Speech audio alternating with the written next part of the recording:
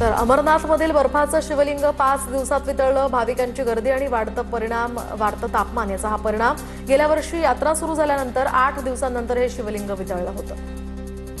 अयोध्या राम मंदिर व्यवस्थापनासाठी मोठी पावलं. सीईओंच्या निवडीसाठी 3 सदस्यीय समिती गठीत. तर समितीमध्ये शिर्डी मंदिराचा अनुभव असलेले सुरेश हावरे यांचा समावेश.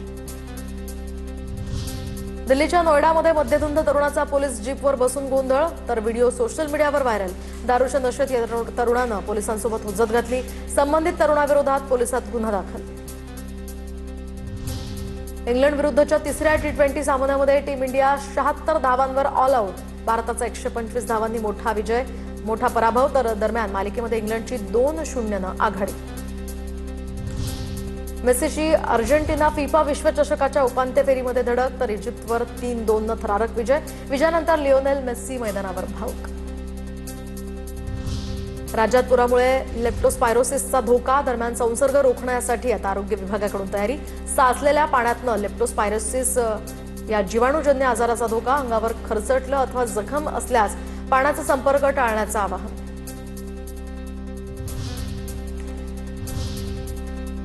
आता बघूयात मुंबई उपनगरातील टॉप 9 घडामोडी. वृक्ष कोसळण्यामागील कारणांचा शोध घेण्यासाठी उच्चस्तरीय अभ्यास गट स्थापन करा. भाजपचे नगरसेवक नवनाथ बन यांचे महापौर आणि आयुक्तांना पत्र. तर IIT पर्यावरण तज्ज्ञ वृक्षतज्ज्ञांचा अभ्यास गट स्थापन करण्याची त्यांची मागणी. मुंबईमध्ये मध्यरात्री मुसळधार पावसामुळे पाणी साचलं. वरळी गावात अनेक ठिकाणी रस्ते पाण्याखाली. मुंबईसाठी आज हवामान खात्याचा येलो अलर्ट. पाणी तुंबण्यास केवळ पालिका जबाबदार नाही. अतिक्रमणाची प्रवृत्ती सुद्धा याचं कारण. मुंबई उच्च न्यायालयानं मुंबईकरांना सुनावलं. तर पावसाळ्यामध्ये मुंबईत पाणी तुंबण्याच्या समस्येसाठी केवळ महापालिकेला दोष देणं योग्य ठरणार नाही.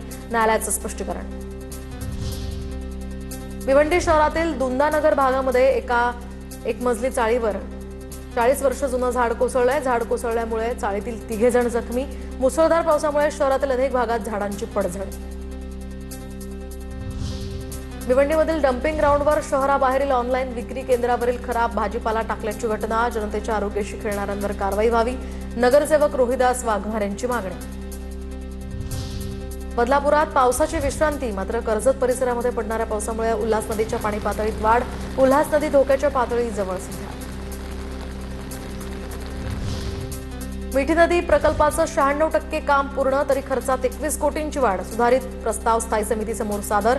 प्रकल्पाचा खर्च 604 कोटींवरून 625 कोटींवर पोहोचला. वांद्रे वरळी सी लिंकवर गाडी थांबवून डान्स रील शूट करणं आता गुजरातच्या 4 पर्यटकांना महागात पडलं.